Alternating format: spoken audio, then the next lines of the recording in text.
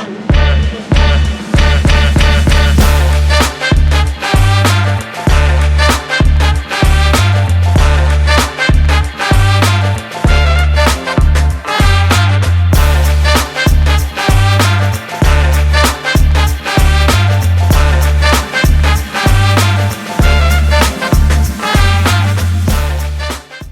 day. Welcome to another episode of Throwing It Back with Sean Farrell. I am Sean Farrell. God is great all the time. All the time, God is great. Jesus Christ is Lord. Let's get right to it. So, Shaq's return to Orlando, 1997-98 season, okay? Shaquille O'Neal was playing his first game in Orlando since he left.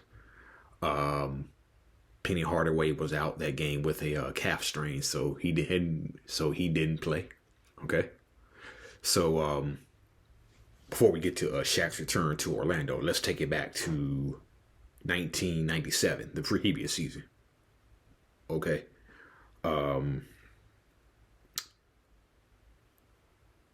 believe Shaq played in the meeting. Shaq played in the Orlando when they met the Magic in Los Angeles. The Magic beat the Lakers beat the Magic in Los Angeles. That's where I don't think Hardaway didn't play. Dennis Scott didn't play. I think Nick Anderson was out. Okay, but I think they still played the Lakers pretty close. But they ended up losing. So in 1990, in the 96-97 season, when the Lakers played the Magic in Orlando, Shaq was out that game. Okay, he didn't play. So, which resulted in a 110-84 win for the Orlando Magic. Okay, so let me find my place here. Okay, yeah. So, I just said Shaquille O'Neal was out with an injury for that game. And there were some Magic players who called Shaquille O'Neal a coward. Yes, they did. They called Shaquille O'Neal a coward for not sitting on the bench, despite the fact he was in town with the team for the 96-97 season, regular season matchup. Okay. And so Shaquille O'Neal, in response, called Orlando a dried up little pond. Okay, that was Shaquille O'Neal's response. Okay, so the 96-97, so the 1998 season comes. Okay, and Shaquille O'Neal was quoted as saying it's just another game, okay? And might I add, Shaquille O'Neal's first game back in Orlando was on the NBA on NBC. Yes, it was. Bob Costas and Isaiah Thomas were on the call. And Shaquille O'Neal said it was just another game. But everybody knew that it wasn't. Everybody who had common basketball knowledge knew that it wasn't. It just wasn't another game, and it was a war of words. Okay, and there was a war of words leading up to the game.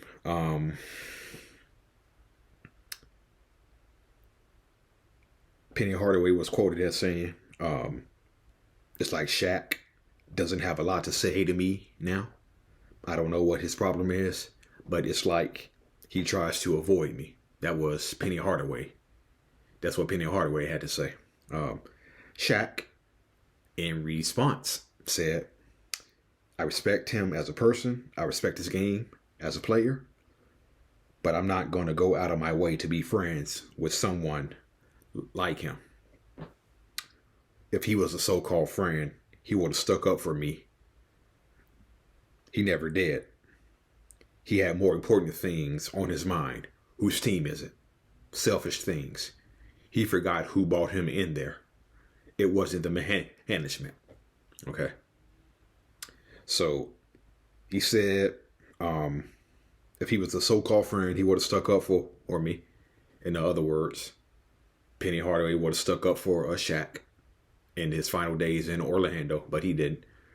Just like T.O. fussed when Donovan McNabb didn't stick up for him in Philadelphia. And Shaq claims that he was the one who persuaded the Orlando Magic to draft Penny Hardaway, which there may be a kernel of truth to that if you watch the Orlando Magic documentary. Shaq and Penny played basketball on a set during the Blue Chips movie, and he called back to the Orlando Magic management and said, "This guy Penny Hardaway, boy, we got to get him." Okay. However, management drafted Chris Webber instead. Oh, okay. Management drafted Chris Webber instead. So Shaq wasn't happy about that. And then the Magic had been talking to the Golden State Warriors, okay, which probably would have been the right move, because you would have had a complete logjam with Shaq, Brian Williams, Greg Kite, and now you have Chris Webber too. Okay. So they ended up trading Brian Williams to the Nuggets. And so looking at the point guards that the Magic had on their team, they had Scott Skiles. Yeah. They had Scott Skiles. They had a guy by the name of Latario Green. Steve Kerr was going to sign with the Bulls. So they needed a point guard. Okay. So the Magic drafted Webber, then traded his rights to the Golden State Warriors for Hardaway. Okay. So coming into that game, the Lakers had lost 4 of 7, soon to be 5 and 7. The Magic, they had started out 16-7. They had started the 97-98 season 16-7. Okay, but they slumped. Okay, they slumped, and they had won 3 straight games coming into the matchup with the Lakers in 1998. Okay, so Shaq, in his return to Orlando, they introduced the starting lineups. Of course, they booed. Then, of course, they cut to Penny Hardaway, who really had no reaction when they introduced Shaq. So Shaq had 20 points and 10 rebounds. Okay. So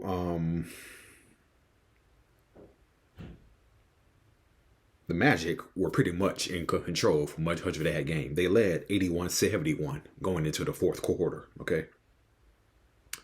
But the Lakers went on a 21-4 run. That turned an 81-71 deficit into a 7-point lead for the Lakers, okay? Then the Magic countered with an 8-0 run. Anderson did well, hitting 3 or 4 free throws. Not gonna go there. The Magic led 93-92. So then Shaq and Kobe split hit a pair of free throws to give the Lakers a 94-93 lead with 12 seconds remaining. So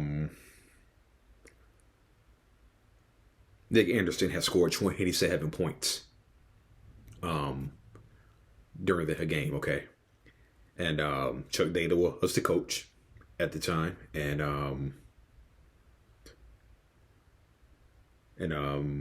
he drew up to who plays. He drew up to who plays in the huddle, because I mentioned Isaiah Thomas and Bob Costas were on the call in that game. Isaiah played for Chuck, and he knew Chuck had called 2 plays after the Lakers took the delay of game. Okay, so they inbound the ball. Nick Anderson had Eddie Jones covering him. Anderson came off a screen, and Jones was right in his face. And Nick Anderson swished the game-winning 3. And after he hit the game-winning 3, he did the Merton Hanks. He did the Merton Hanks dance. Y'all remember the Merton Hanks chicken dance he did with the 49ers. He did that, and so the 3-pointer gave him 30 for the game, and Lakers had the final shot. Eddie Jones missed, and I mentioned moments ago that they had lost 4 out of 7. They now lost 5 out of 7 games. Okay, so the Lakers were slumping.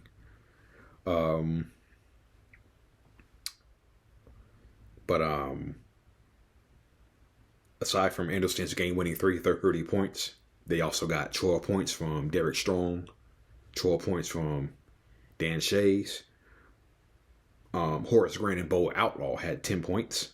Outlaw had 10 points and 10 rebounds. Grant 10 points and 14 rebounds. Bo Outlaw also had 5 blocks as well. Okay. Yeah, so Outlaw was a beast that game.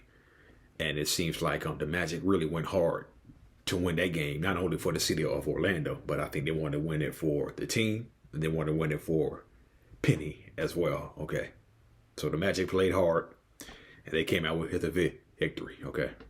And so, yeah, and I remember Shaquille O'Neal walking off the court, the footage of Shaquille O'Neal walking off the court. He said, Shaquille O'Neal was telling the Orlando crowd, come on, let me have it.